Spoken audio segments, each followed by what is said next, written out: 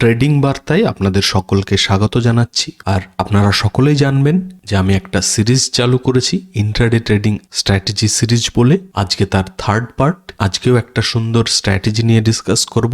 আর এর আগে part 1-এ discuss করেছিলাম কিভাবে আমরা খুব সহজে স্টক সিলেকশন করব, এবং সেকেন্ড পার্টে ডিসকাস করেছিলাম ট্রেন্ড অ্যাঙ্গেল ইউজ করে কিভাবে কন্টিনিউ যে ওয়ান সাইডেড মুভমেন্ট দেওয়ার যে স্টকগুলো, সেখানে ট্রেন্ড অ্যাঙ্গেল স্ট্র্যাটেজি ইউজ করে কিভাবে আমরা ইন্ট্রাডে ট্রেডিং করব সেটা নিয়ে। আর আজকে থার্ড পার্ট।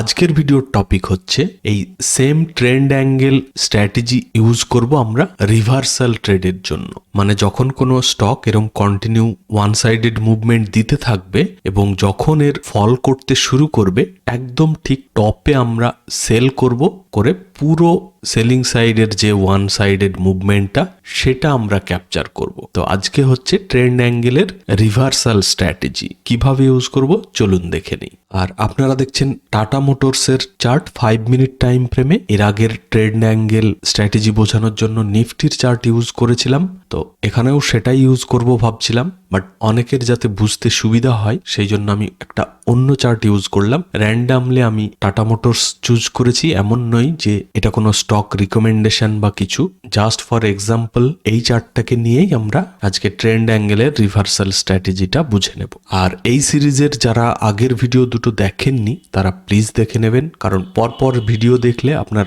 কনফিউশন থাকার চান্সটা অনেক কমে যাবে। আচ্ছা, এবার আসি ট্রেন্ড অ্যাঙ্গেল টুলটা কোথায় পাবো। যদিও বা আগের ভিডিওতে বলে দিয়েছিলাম, তবুও আর একবার দেখিয়ে দিই। এই যে ট্রেন্ড লাইন, হরাইজন্টাল লাইন, এই যে জিনিসগুলো আপনাদের যে কোনো ট্রেডিং প্ল্যাটফর্মে থাকবে, আপনি যে ট্রেডিং প্ল্যাটফর্ম ইউজ করেন সেখানেই পেয়ে যাবেন, এমন নয় যে ট্রেডিং ভিউ ইউজ করতে হবে। তো সেখানে দেখবেন ট্রেন্ড অ্যাঙ্গেল, এটা নিলাম। তো আগের ভিডিওতে কি করেছিলাম, যখন সকালের দিকে কন্টিনিউ কোনো স্টক আপ মুভ দিতে থাকবে, তাহলে আমরা কি করব, এই নিচে থেকে টপ পর্যন্ত 3টে মতো ক্যান্ডেল আপনাকে মিনিমাম দেখতেই হবে। তো সেই রকম দেখার পরে আমরা এই ট্রেন্ড অ্যাঙ্গেল টুলটা ইউজ করে আমরা দেখব যে কত ডিগ্রি অ্যাঙ্গেলে স্টকটা মুভ করছে, এবং সেটা যদি মিনিমাম 45 ডিগ্রির বেশি হয়, এটা যেমন 78 ডিগ্রিরও বেশি, তো 45 ডিগ্রি থেকে যত বেশি অ্যাঙ্গেল হবে তত কিন্তু অ্যাকিউরেসি হাই থাকবে, এবং সেখানে আমরা কিন্তু খুব সুন্দরভাবে ট্রেড করতে পারবো। এবং স্টপ লসের জন্য বলেছিলাম যে যখন প্রিভিয়াস ক্যান্ডেলের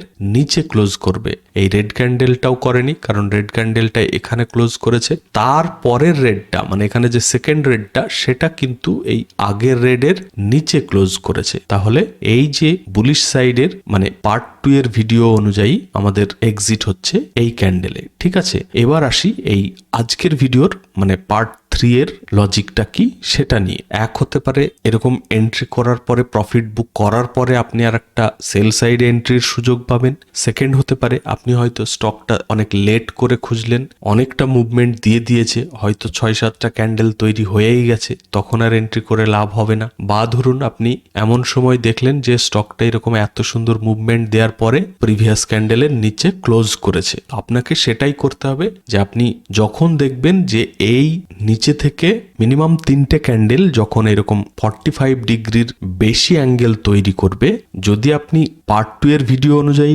এন্ট্রি করে থাকেন তাহলে তো কোনো অসুবিধাই নেই, অবশ্যই করতে পারেন। বাট পার্ট 3 মানে আজকের ভিডিওর যে লজিকটা, যখন এই ট্রেন্ডটা শেষ হবে, মানে কি প্রিভিয়াস ক্যান্ডেলের নিচে যখন কোনো ক্যান্ডেল ক্লোজ করবে, মানে এই সেকেন্ড রেড ক্যান্ডেলটা, ঠিক আছে, যেহেতু এর নিচে ক্লোজ করেছে, তাহলে আজকের যে ট্রেন্ড অ্যাঙ্গেলের রিভার্সাল স্ট্র্যাটেজি সেটা হচ্ছে এখানে আমাদের এন্ট্রি হবে। ঠিক আছে, স্টপ লস কোথায় থাকবে, অবশ্যই এই হাই যে বানিয়েছিল তার থেকে একটু বাফার রেখে আমরা, তাহলে স্টপ লস থাকছে এখানে, এন্ট্রি করছে আমরা এরকম জায়গায়। এবার হচ্ছে টার্গেট আমরা কি রাখবো, এখানেও টার্গেট 2 রকম হবে। এই যে নিচে থেকে উপর পর্যন্ত এই যে মুভমেন্টটা, আমরা এই নিচে থেকে উপর পর্যন্ত ফিব রিট্রেসমেন্ট টুল দিয়ে মার্ক করব, তার যে গোল্ডেন রেশিও সেটা যেখানে হবে সেখানেই আমাদের টার্গেট হবে। ঠিক আছে, ফিব রিট্রেসমেন্ট টুল আমি একটু পরে ইউজ করে দেখাচ্ছি।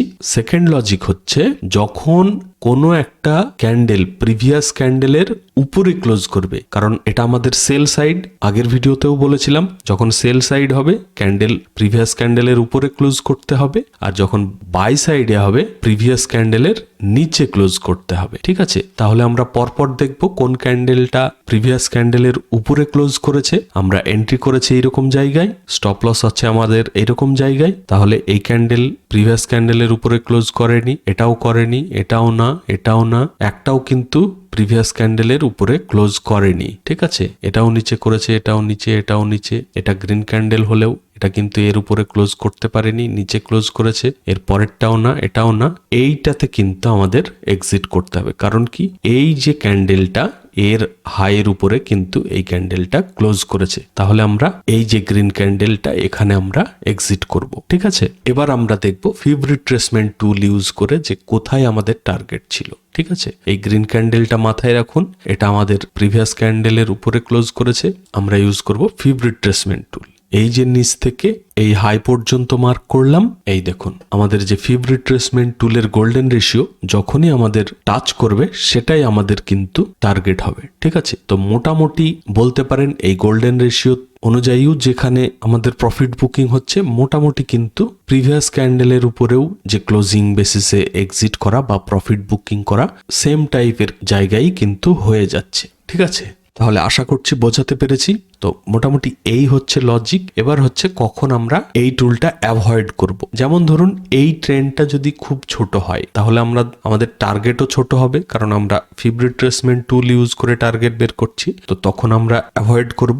বা ধরুন এই ট্রেন্ডটা কন্টিনিউ ওয়ান সাইডেড ট্রেন্ড না হয়ে এইরকম রেড গ্রিন বা আপ ডাউন করে করে উপরে গেছে, তখন কিন্তু আমরা অ্যাভয়েড করব। ঠিক আছে, আর আপনারা প্লিজ ভিডিওটাকে লাইক করবেন, আর চ্যানেল যদি এখনো সাবস্ক্রাইব করে না থাকেন অবশ্যই সাবস্ক্রাইব করে নেবেন। আর এইরকম ভাবেই এটা যেমন আমরা সেল সাইডে এন্ট্রি করলাম, আমরা কিন্তু বাই সাইডেও সেম প্রসেস ইউজ করে অপোজিট সাইডে আমরা কিন্তু ইন্ট্রাডে ট্রেডিং করতে পারি। তো সেটা আর আমি দেখাচ্ছি না, একই প্রসেস হবে। আশা করছি আপনাদের বোঝাতে পেরেছি। যদি কোনো কনফিউশন থাকে তাহলে ভিডিওর নিচে কমেন্ট করবেন, আমি পরের ভিডিওতে আপনাদের কনফিউশন ক্লিয়ার করার চেষ্টা করব। ঠিক আছে, প্লিজ আপনারা ওয়েট করবেন, নেক্সট ভিডিওতে আরো ভালো স্ট্র্যাটেজি আসতে চলেছে। ভিডিওটা এখানেই শেষ করব। আপনারা সকলে ভালো থাকবেন। Thank you, bye by.